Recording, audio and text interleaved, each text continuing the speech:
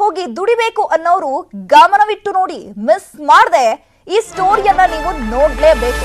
ಕೆಲಸಕ್ಕೆ ಅಂತ ಹೋದವರು ಏನೆಲ್ಲ ಕಷ್ಟವನ್ನ ಅನುಭವಿಸಿದ್ರು ಅನ್ನುವಂತಹ ಪಿನ್ ಟು ಪಿನ್ ಮಾಹಿತಿಯನ್ನ ನಿಮ್ಮ ಮುಂದೆ ಬಿಚ್ಚಿಡ್ತಾ ಹೋಗ್ತೀನಿ.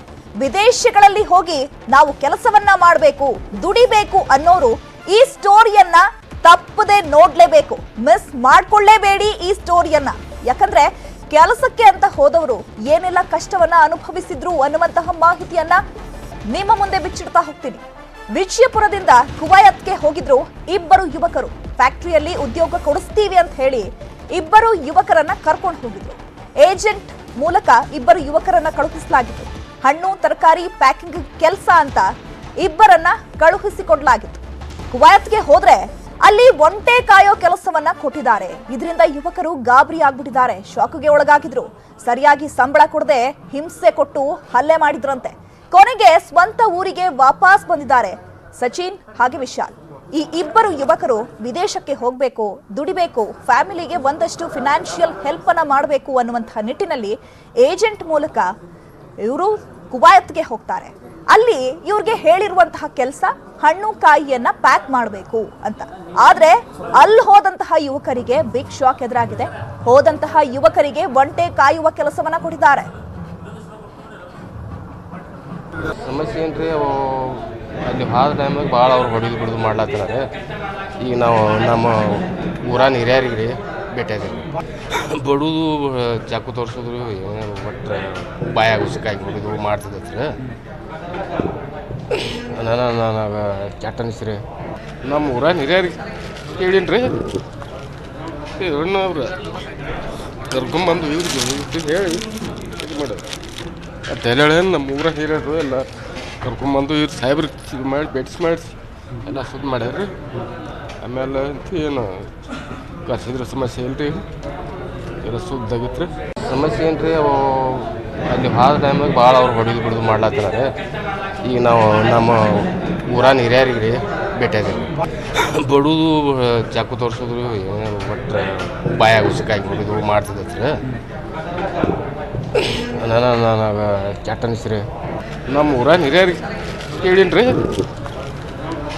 ಅವ್ರು ಕರ್ಕೊಂಬಂದು ಇವ್ರಿಗೆ ಹೇಳಿ ಕುವೈತ್ಗೆ ಹೋಗಿದ್ದೇವೆ ರೀ, ಕೆಲಸ ಮಾಡಕತ್ತೇವೆ ರೀ. ಏಜೆಂಟ್ ಅಂತ ರೀ, ಅವರು ಮೋಸ ಮಾಡಿರಿ, ಬೇರೆ ಕೆಲಸಕ್ಕೆ ಹಚ್ಚಾರ.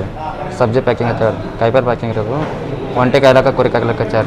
ಪಗಾರ ಕೇಳಂಟ್ಲೆ ಹೊಡ್ಯಾಕೆ ಬರೋದು, ಚಾಕು ಚುಚ್ಚೋದ್ರಿ, ಇನ್ನೆಲ್ಲ ಮಾಡ್ಯಾರ ರೀ. ನಾವು ಹೋಗಿ 6 ತಿಂಗಳು ಆತು ರೀ.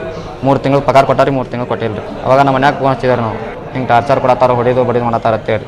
ಅವರು ಡೆಲ್ಲಿಗೆ ಹೋಗಿ ಲೆಟ್ರ್ ಕೊಟ್ರಿ, ಅದು ಕುವೈತ್ಗೆ ಕೊತ್ರಿ. ಈ ಬಗ್ಗೆ ಸ್ವತಃ ನಮ್ಮ ಜೊತೆಗೆ ಮಾತನಾಡೋದಕ್ಕೆ ವಿಶಾಲ್ ಹಾಗೂ ಸಚಿನ್, ಕುವೈತ್ನಲ್ಲಿ ಚಿತ್ರ ಹಿಂಸೆಗೆ ಒಳಗಾಗಿದ್ದಂತಹ ಇಬ್ಬರು ಯುವಕರು ಕೂಡ ಝೂಮ್ ಲೈವ್ ನಲ್ಲಿ ಜಾಯ್ನ್ ಆಗ್ತಿದ್ದಾರೆ. ಸಚಿನ್ ಹಾಗೆ ವಿಶಾಲ್, ನಮಸ್ತೆ. ನಮಸ್ತೆ ಮೇಡಮ್. ಫಸ್ಟ್ ಆಫ್ ಆಲ್, ಸಾಕಷ್ಟು ಕಷ್ಟಗಳನ್ನ ಅನುಭವಿಸಿ ಫೈನಲಿ ತಾಯ್ನಾಡಿಗೆ ಬಂದಿದ್ದೀರಾ. ಹೇಗೆ ಅನಿಸ್ತಾ ಇದೆ ಸಚಿನ್? ಬಹಳ ಖುಷಿ ಆಗ್ತದೆ ಮೇಡಮ್, ಬಹಳ ಖುಷಿ ಆಗ್ತದೆ ಮೇಡಮ್. ನಮ್ಮ ದಿಗೇಶ್ ಸಾಹೇಬ್ರ ಬಂದಿದ್ದಕ್ಕೆ, ಮತ್ತೆ ಉಮೇಶ್ ಕುಳ್ಕೂರ್ ಅವರು, ಮತ್ತೆ ಮಲ್ಲುಕನ್ನೂರ್ ಪೌರೇಶ್ವರ ಮತಕ್ಷೇತ್ರದವ್ರಿ, ಅವ್ರಿಗೆ ತುಂಬಾ ಧನ್ಯವಾದ ಹೇಳ್ತೀನಿ. ಓಕೆ, ಇನ್ನು ವಿಶಾಲ್, ಈ ಕುವೈತ್ಗೆ ಹೋಗ್ಬೇಕು ಅಂತ ಅನ್ಸಿದ್ ಯಾಕೆ? ಹಾಗೆ ಕಾಂಟ್ಯಾಕ್ಟ್ ಹೇಗ್ ಬೆಳೀತು? ಯಾರು ನಿಮ್ಮನ್ನ ಕಾಂಟ್ಯಾಕ್ಟ್ ಮಾಡಿದ್ರು? ಆ ಏಜೆಂಟ್ ಎಲ್ಲಿಂದ ಸಂಪರ್ಕ ಆದ್ರು ನಿಮ್ಗೆ? ಹೇಗಾಯ್ತಿದೆಲ್ಲ? ಮೇಡಮ್, ನಾನು ಬಡವ ಮೇಡಮ್, ನಮ್ಮ ಮನೆಯಲ್ಲಿ ಎಲ್ಲ ಬಡವರು. ಆದ ಕಾರಣ ನಾನು ಕುವೈತ್ಗೆ ಕೆಲ್ಸಕ್ಕೆ ಹೋಗ್ಬೇಕಂತ ಬಹಳ ಟ್ರೈ ಮಾಡಿದೆ. ಆದ ಕಾರಣ ನಮ್ಮ ಊರಲ್ಲಿ ಒಬ್ಬ ಅಮ್ಮಗಿಯನ್ನ ಅಂತ ಇದ್ದ ಮೇಡಮ್, ಅವರು ಹೋಗಿದ್ರು ಮೇಡಮ್. ಹೋಗಿ ಈಗ 2 ವರ್ಷ ಆಗ್ಲಕ್ ಬಂತು. ನಮ್ಗೆ ಹೇಳಿದ್ರು, ಹಿಂಗ ಕೆಲ್ಸ ಮಾಡಿ ಬರೀ ಹೇಳಿ.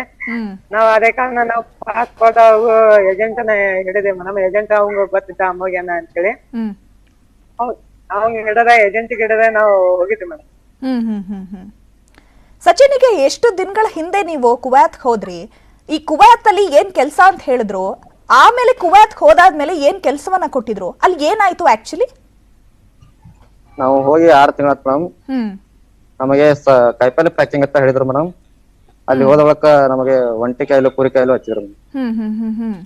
ಬಹಳ ಕಿರುಕುಳ ಕೊಡ್ತಾ ಇದ್ರು, ಹೊಡಿದು ಬಡಿದು ಎಲ್ಲವನ್ನ ಮಾಡ್ತಿದ್ರು ಮೇಡಮ್. ಅಂದ್ರೆ ನಿಮ್ಗೆ ಸ್ಟಾರ್ಟಿಂಗ್ ಹೋದ್ರಲ್ಲ ಕುವೈತ್ಗೆ, ನೀವು ಅವಾಗಿಂದಲೂ ಕೂಡ ಚಿತ್ರಹಿಂಸೆ ಕೊಡೋದಕ್ಕೆ ಶುರು ಮಾಡಿದ್ರ ಅವರು? ಅವಾಗಿಂದ್ರು ಚಿತ್ರಹಿಂಸೆ ಮೇಡಮ್. ಅಂದ್ರೆ ಏನಕ್ಕೆ ಅವರು ಹೊಡಿತಾ ಇದ್ದಿದ್ದು, ಹಲ್ಲೆ ಮಾಡ್ತಾ ಇದ್ದಿದ್ದು? ನೀವು ಕೆಲಸ ಮಾಡಲ್ಲ ಅಂತ ಹೇಳ್ತಾ ಇದ್ರಾ, ಅಥವಾ ಹೇಳಿದ ಕೆಲಸ ಒಂದು ಕೊಟ್ಟಿದ್ ಕೆಲಸ ಒಂದು ಅಂತ ಹೇಳಿ ಅವ್ರ ಜೊತೆಗೆ ಮಾತುಕತೆ ನಡೆಸ್ತಿದ್ರಾ, ವಾಗ್ವಾದ ನಡೆಸ್ತಿದ್ರ? ಏನ್ ಮಾತುಕತೆ ಆಗ್ತಿತ್ತು? ನಾವೆಲ್ಲ ಚೆನ್ನಾಗಿ ಕೆಲಸ ಮಾಡ್ತಿದ್ದೇವೆ ಮೇಡಮ್. ಹ್ಮ್ ಅವರು ಹೊಡಿದು ಬಡಿದು ಮಾಡ್ತಿದ್ರು ಮೇಡಮ್. ಅದ್ರ ಮಾಡ್ರಿ ಇದ್ರ ಮಾಡ್ರಿ ಅಂತ ಹೊಡಿದು ಬಡಿದು ಮಾಡ್ತಿದ್ರು. ಓಕೆ. ವಿಶಾಲ್, ನಿಮ್ಗೆ ಎಷ್ಟು ಸಂಬಳ ಕೊಡ್ತೀವಿ ಅಂತ ಹೇಳಿದ್ರು? ಅಲ್ಲಿ ಸಂಬಳ ಏನಾದ್ರು ಕೊಟ್ಟಿದ್ರಾ, ಅಥವಾ ನೀವು ಉಳ್ಕೊಳ್ಳೋದಕ್ಕೆ ಏನಾದ್ರು ವ್ಯವಸ್ಥೆಯನ್ನ ಮಾಡಿದ್ರಾ? ಊಟ ತಿಂಡಿ ವ್ಯವಸ್ಥೆ ಎಲ್ಲ ಹೇಗಿತ್ತಲ್ಲಿ? ಮೇಡಮ್ ಅಲ್ಲಿ ನಮಗೆ ಇಲ್ಲಿ ಹೇಳಿದ್ರು 32,000 ರೂಪಾಯಿ ಅಂತೇಳಿ. ಅವರು ಅಲ್ಲಿ ಕೊಡೋದು 100 ದಿನಾರ್ ಅಂತೇಳಿ ಮೇಡಮ್. ಅಲ್ಲಿ ಕುವೈತ್ನಲ್ಲಿ ದಿನಾರ್ ಬರುತ್ತೆ ಮೇಡಮ್. ಅಲ್ಲಿ 120 ಹೇಳಿದ್ರು, 100 ರೂಪಾಯಿ ದಿನಾರ್ ಕೊಡ್ತಿದ್ರು. ಇಲ್ಲಿ ನಮ್ಗೆ 25,000 26,000 ರೂಪಾಯಿ ಹಾಕಿದ್ರು ಮೇಡಮ್. ನಮ್ಗೆ ಊಟದ್ದು ತೊಂದ್ರೆ ಇತ್ತು ಮೇಡಮ್, ಮಧ್ಯಾಹ್ನ ಊಟ ಸಿಗ್ತಿದ್ದಿಲ್ಲ ನಮ್ಗೆ. ಆದ ಕಾರಣ ನಾವು ನಮ್ಮ ಮನೆಯಲ್ಲಿ ಫೋನ್ ಮಾಡಿ ಆದ ಕಾರಣ ನಾವು ಹೇಳಿದ್ವಿ ಮೇಡಮ್, ನಮ್ಗೆ ಬರೋದು ನಮ್ನ ಕಳ್ಸ್ಕೊರಿ ಇಂಡಿಯಾಕ್ಕೆ ಅಂದೆ. ಅವರು ಊರಿನ ಹಿರಿಯರು ಹಾಗೂ ಕೊಬ್ಲೇಶ್ವರ ಮತಕ್ಷೇತ್ರದ ಮಲ್ಲು ಕನ್ನೂರ್ ಅವ್ರಿಗೆ ಎಲ್ಲರಿಗೂ ಭೇಟಿಯಾಗಿ ರಮೇಶ್ ಸಿಗ್ದಿನಿ ಅಂತ ಹೋಗಿದ್ವಿ ಮೇಡಮ್. ಅವ್ರು ಹೋಗಿ ಅವರು ಲೆಟರ್ ಕಳಿಸಿದ ತಕ್ಷಣ ನಾವು ಬರೋದಕ್ಕೆ ಸಾಧ್ಯ ಮಾಡಿಕೊಟ್ರು ಮೇಡಮ್. ಅಂದ್ರೆ ವಿಶಾಲ್, ಏನ್ ಊಟ ತಿಂಡಿ ವ್ಯವಸ್ಥೆ ಮಾಡ್ತಿದ್ರು? ಎಲ್ಲಿ ಮಲಗ್ತಾ ಇದ್ರಿ ನೀವು? ಬೆಳಿಗ್ಗೆ ಎದ್ದು ನಿಮ್ ದಿನಚರಿ ಹೇಗಿತ್ತು ಅಲ್ಲಿ? ಮೇಡಮ್ ಬೆಳಗ್ಗೆ 4 ಗಂಟೆ ಹೇಳ್ಬೇಕು ಮೇಡಮ್. 4 ಗಂಟೆ ಎದ್ದ ತಕ್ಷಣ ಮುಂಜಾನೆ ಬೆಳಗ್ಗೆ ನಾಷ್ಟ ಮಾಡ್ತಿದ್ವಿ ಮೇಡಮ್ 8 ಗಂಟೆಗೆ. ಮತ್ತೆ 8 ಗಂಟೆ ಅಂದ್ರೆ ಅವರೇ ಫುಡ್ ಕೊಡ್ತಾ ಇದ್ರೆ ಅಥವಾ ನೀವೇ ಫುಡ್ ಅನ್ನ ಮಾಡ್ಕೊಳ್ಬೇಕಿತ್ತ ಅಲ್ಲಿ? ನಾವೇ ಫುಡ್ ಮಾಡ್ಕೊಬೇಕು ಮೇಡಮ್. Okay okay. ಅದಕ್ಕೆ ಏನೆಲ್ಲ ಬೇಕೋ ಅದನ್ನೆಲ್ಲ ಅವರೇ ಕೊಡ್ತಾ ಇದ್ರು? ಹಾ ಮೇಡಮ್. ಹಾ ಹೇಳಿ. ನಾವೇ ಮಾಡ್ಕೊತಿದ್ವಿ ಮೇಡಮ್ ಅಡಿಗೆ ಅದು. ಮತ್ತೆ ರಾತ್ರಿ 12-1 ಗಂಟೆ ತನಕ ಅವರು ಮಾಲಕ್ ಇರ್ತಾನೆ ಮೇಡಮ್, ಅಲ್ಲಿ ನಮ್ಮ ಮಾಲಕ್ ಅಂತೇಳಿ. ಅವ್ರು ಹೋದ ತಕ್ಷಣ ನಾವು ಅಡಿಗೆ ಮಾಡೋದು, ಅವಾಗ ತಿನ್ಬೋದು. ಅವಾಗ ಮತ್ತೆ ರಾತ್ರಿ 1-1:30 ಗಂಟೆ ಆಗುತ್ತೆ ಮೇಡಮ್. ಮತ್ತೆ ಬೆಳಗ್ಗೆ 4 ಗಂಟೆಗೆ ಹೇಳ್ಬೇಕು ಮೇಡಮ್. ನಮ್ಗೆ ಅಲ್ಲಿ ಇದನ್ನೇ ಇದ್ದಿದ್ದು. ಓಕೆ. ಇನ್ನು ಸಚಿನ್, ಅಲ್ಲಿ ವೆದರ್ ಹೇಗಿತ್ತು? ಆಮೇಲೆ ನಿಮ್ಗೆ ಅದು ಅಡ್ಜಸ್ಟ್ ಆಗ್ತಿತ್ತಾ? ಆಮೇಲೆ ನಿಮ್ಗೆ ಅನ್ಸಿದ್ ಯಾವಾಗ, ಅಯ್ಯೋ ನನ್ನ ಕೈಲಿ ಆಗಲ್ಲ, ನಾನು ಮತ್ತೆ ತಾಯ್ನಾಡಿಗೆ ವಾಪಸ್ ಬರ್ಬೇಕು ಅಂತ? ಯಾವಾಗ ಯಾರನ್ನ ಕಾಂಟ್ಯಾಕ್ಟ್ ಮಾಡಿದ್ರಿ ಆ ಸಂದರ್ಭದಲ್ಲಿ? ಹೇಳಿ ಸಚಿನ್, ಹೇಳಿ. ನಾವು ಮನೆಯಲ್ಲಿ ಕಾಂಟ್ಯಾಕ್ಟ್ ಮಾಡಿದ್ದೇವೆ ಮೇಡಮ್, ನಮಗ ಆಗಲ್ಲ ಅಂತ ಹೇಳಿ ಫಸ್ಟ್ ಹೇಳಿದೇವ್ ಮೇಡಮ್. ಅವರು ಮತ್ತೆ ಬ್ಯಾರೆ ಕೆಲ್ಸಕ್ಕೆ ಹಾಕ್ತಾನೆ ಅಂದಿದ್ರು ಮೇಡಮ್, ಅವರು ಹಾಕ್ಲಿಲ್ಲ. ಅವಾಗ ನಾವು ಫೋನ್ ಹಚ್ಚಿ ಮನೆಯಾಗೆ ಹೇಳಿದ್ದೇವೆ. ಸಚಿನ್, ನೀವು ನಿರಂತರ ಫ್ಯಾಮಿಲಿ ಸಂಪರ್ಕದಲ್ಲಿ ಇದ್ರ? ಫೋನ್ ಅಲ್ಲಿ ಮಾತನಾಡೋದು ಅಥವಾ ಫ್ಯಾಮಿಲಿ ಜೊತೆ ಈ ಸಮಸ್ಯೆಗಳು ಆಗ್ತಾ ಇದೆ ಅಂತ ಅವ್ರ ಜೊತೆಗೆ ಏನಾದ್ರು ಮಾತುಕತೆ ನಡೆಸ್ತಾ ಇದ್ರ ನೀವು? ನಾವು ಹೇಳ್ತಿದ್ದೇವೆ, ನಾವು ನಿರಂತರವಾಗಿ ಇದ್ದೇವೆ. ನಾವು ಫೋನ್ ಹಚ್ಚಿದ್ದು ಹೇಳುದು ಅಂತ ಹೇಳಿ ಓಕೆ ಅವಾಗ ಇಂಟರ್ ಇದ್ದೇವೆ ನಾವು. ಅಂದ್ರೆ ಫ್ಯಾಮಿಲಿ ಅವ್ರು ಏನ್ ಹೇಳ್ತಾ ಇದ್ರು ಅವಾಗ? ಬಂದ್ಬಿಡಿ ವಾಪಸ್ಸು ಅಂತ ಹೇಳ್ತಾ ಇದ್ರ? ಬಂದ್ಬಿಡಿ ಅಂತ ಹೇಳಿದ್ರು ಮೇಡಮ್. ಅವರು ಪಾಸ್ಪೋರ್ಟ್ ವೀಸಾ ಏನೂ ಕೊಡ್ತಿದ್ರು ಮೇಡಮ್ ಹೊಳ್ಳಿ. ಅವಾಗ ನಾವು ನಮ್ಮ ಊರಿನ ಹಿರಿಯರು ಮತ್ತ ಎಲ್ಲ ಹೋಗಿ ರಮೇಶ್ ಜಿಗಜಿಣಿ ಅವ್ರಿಗೆ ಲೆಟರ್ ಕೊಟ್ರು ಮೇಡಮ್. ಅವ್ರು ಹೋಗಿ ಡೆಲ್ಲಿಗೆ ಲೆಟರ್ ಕೊಟ್ಟಾರ ಅಂತಲೇ ಅವರು ಇದಕ್ ವಿದೇಶಕ್ಕೆ ಲೆಟರ್ ಹೋತ್ ಮೇಡಮ್. ಅವಾಗ ಅವರು ಫೋನ್ ಹಚ್ಚಿ ಬಾ ಅಂತ ಹೇಳಿದ್ರು ಮೇಡಮ್. ಅವಾಗ ಕಳ್ಸಿಕೊಟ್ರು ಮೇಡಮ್. ಓಕೆ. ವಿಶಾಲ್, ನೀವು ಹೇಳಿದ್ರಲ್ಲ ಏಜೆಂಟ್ ಮೂಲಕ ನಾವು ಹೋಗಿದ್ದು ಅಂತ. ಈ ಏಜೆಂಟ್ ನಿಮ್ಮ ಹತ್ರ ಏನಾದ್ರೂ ದುಡ್ಡು ಇಸ್ಕೊಂಡಿದ್ರಾ? ಈ ಪಾಸ್ಪೋರ್ಟ್ ಆಗ್ಲಿ ವೀಸಾ ಆಗ್ಲಿ ಅದಕ್ಕೆಲ್ಲ ಎಷ್ಟು ಖರ್ಚಾಯ್ತು? ಅಥವಾ ನೀವ್ ಇಲ್ಲಿಂದ ಕುವೈತ್ಗೆ ಹೋಗೋದಕ್ಕೆ ಎಷ್ಟು ಖರ್ಚಾಯ್ತು? ಈ ಖರ್ಚನ್ನೆಲ್ಲ ಯಾರು ಭರಿಸಿದ್ದು? ಮೇಡಮ್ ನಾವು ಸ್ವಂತ ದುಡ್ಡಿನಿಂದ ಪಾಸ್ಪೋರ್ಟ್ ಮಾಡಿದ್ದೇವೆ ಮೇಡಮ್. ಅವ್ರ ಅದು 1,50,000 ಖರ್ಚಾಗಿದೆ ಮೇಡಮ್ ಟೋಟಲ್ ನಮ್ದು. ಅವ ತಗೊಂಡಿದ್ದು 1 ಲಕ್ಷ ಮೇಡಮ್. ಓಕೆ. ಹಾ ಮೇಡಮ್. ನಿಮ್ಮಿಂದ ಏಜೆಂಟ್ ಪಡ್ಕೊಂಡಿದ್ದು 1 ಲಕ್ಷ ರೂಪಾಯಿ? ಹಾ ಮೇಡಮ್. ನಿಮ್ ಕೈಗೆ ಏನಾದ್ರೂ ದುಡ್ಡು ಕೊಟ್ಟಿದ್ರಾ ಇಲ್ಲಿಂದ ಕುವೈತ್ ಹೋಗೋದಕ್ಕೆ? ಏನಿಲ್ಲ ಮೇಡಮ್, ನಾವು ಸ್ವಂತ ಮನೆಯಿಂದ ದುಡ್ಡು ತಗೊಂಡ್ ಹೋಗಿದ್ದೇವೆ ಮೇಡಮ್. ನೀವು ಈಗ ಅಲ್ಲಿ ಹೋದ್ಮೇಲೆ ಹಣ್ಣು ಕಾಯಿ ಪ್ಯಾಕಿಂಗ್ ಅಂತ ಹೇಳಿದ್ರು, ಬಟ್ ಒಂಟೆ ಕಾಯೋದಕ್ ಬಿಟ್ಟಿದ್ರು. ಆಗ ನೀವ್ ಏಜೆಂಟ್ ಕಾಂಟ್ಯಾಕ್ಟ್ ಮಾಡ್ಲಿಲ್ವಾ? ನೀವ್ ಹೇಳಿದ್ ಒಂದ್ ಕೆಲ್ಸ, ಇಲ್ಲಿ ಕೊಟ್ಟಿರೋದು ಒಂದ್ ಕೆಲ್ಸ ಅಂತ ಅವ್ರ ಜೊತೆಗೆ ಮಾತಾಡ್ಲಿಲ್ವಾ ನೀವು? ನಾವ್ ಮಾತಾಡಿದ್ವಿ ಮೇಡಮ್. ಮಾತಾಡಿದ ತಕ್ಷಣ ಅವ್ರು ಏನಂದ್ರು ಮೇಡಮ್, 3 ತಿಂಗಳು ವೇಟ್ ಮಾಡಿ ಚೇಂಜ್ ಮಾಡ್ತೀನಿ ಅಂದ. ಆದ್ರೆ ಚೇಂಜ್ ಮಾಡ್ಲೇ ಇಲ್ಲ ಮೇಡಮ್. ಅವರು ಒಂದು 3 ಮಂದಿ ಬರುತ್ತಿದ್ರು ಮೇಡಮ್ ಕುವೈತ್ಗೆ. ಅವ್ರು ಬಂದ ತಕ್ಷಣ ನಮ್ಮ ಫೋನ್ ನಂಬರ್ ಬ್ಲಾಕ್ ಲಿಸ್ಟ್ ನಲ್ಲಿ ಹೋಗ್ಬಿಟ್ಟು ಮೇಡಮ್. ಓಕೆ.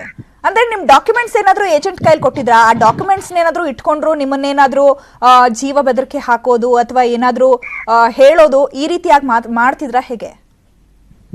ಇಲ್ಲ ಮೇಡಮ್, ಅವ್ರು ಮಾಡಿದಿಲ್ಲ. ಅದೇ ಒಬ್ಬ ಅಣ್ಣ ಅಂತ ರಮೇಶ್ ಅಣ್ಣ ಅಂತ ಅದಾನ ಮೇಡಮ್, ಅವನು ಪಾಸ್ಪೋರ್ಟ್ ಹಾಗೂ ವೀಸಾ ಎಲ್ಲಾ ತಗೊಂಡಿದ್ದ ಮೇಡಮ್. 1 ಲಕ್ಷ ರೂಪಾಯಿ ತಗೊಂಡಿದ್ದ ಮೇಡಮ್. ಅದು ಕುವೈತ್ ವಿಮಾನ್ ಟಿಕೆಟ್ ಕ್ಯಾನ್ಸಲ್ ಆಗಿದೆ, ನಿಂದ ಹೋಗ್ಬಿಡ ಊರಿಗೆ ಅಂತ ಹೇಳ್ಬಿಟ್ಟು ಮೇಡಮ್. ಓಕೆ ಸಚಿನ್, ಒಂದ್ ಕಡೆ ಹೇಳ್ತಾ ಇದ್ರಿ ನೀವು, ನಾವು ಬೆಳಗ್ಗೆ ಎದ್ರೆ ಸಾಕು ಅವ್ರ ನಮ್ಮ ಮೇಲೆ ಹಲ್ಲೆ ಮಾಡ್ತಾ ಇದ್ರು, ಹೊಡಿತಾ ಇದ್ರು, ಬಡಿತಾ ಇದ್ರು ಅಂತ. ಬಟ್ ನೀವು ಅವ್ರನ್ನ ಕೇಳ್ತಾ ಇರ್ಲಿಲ್ವಾ ಈ ರೀತಿ ಮಾಡೋದು ತಪ್ಪು, ಅಥವಾ ಅಲ್ಲಿನ ಯಾರನ್ನಾದ್ರೂ ಕಾಂಟ್ಯಾಕ್ಟ್ ಮಾಡಿ, ಅಥವಾ ನಿಮ್ ತರನೇ ಏನಾದ್ರೂ ಸಮಸ್ಯೆಗೆ ಒಳಗಾದವ್ರು ಏನಾದ್ರೂ ಅಲ್ಲಿ ಇದ್ರಾ ಹೇಗೆ? ಅಲ್ಲಿ ಸಾಕಷ್ಟು ಜನ ಇದ್ರು ಮೇಡಮ್. ಅವ್ರು ಕೇಳಕ್ ಹೇಳಿದ್ರು ಮಾತು ಜಾಸ್ತಿ ಹೊಡಿತಿದಾರೆ ಮೇಡಮ್. ನಮ್ಮ ಇಂಡಿಯಾದವರು ಇನ್ನ ಜಾಸ್ತಿ ಮಂದಿ ಇದಾರೆ ಮೇಡಮ್. ತುಂಬಾ ಜನ ಇದಾರಾ ಅಲ್ಲಿ ಒಳಗಾದವ್ರು? ತುಂಬಾ ಜನ ಇದಾರೆ ಮೇಡಮ್. ಓಕೆ. ಇಂಡಿಯನ್ ಎಂಬಸಿ ಅಂತ ಅಲ್ಲಿ ಬಹಳ ಜನ ಇದಾರೆ ಮೇಡಮ್.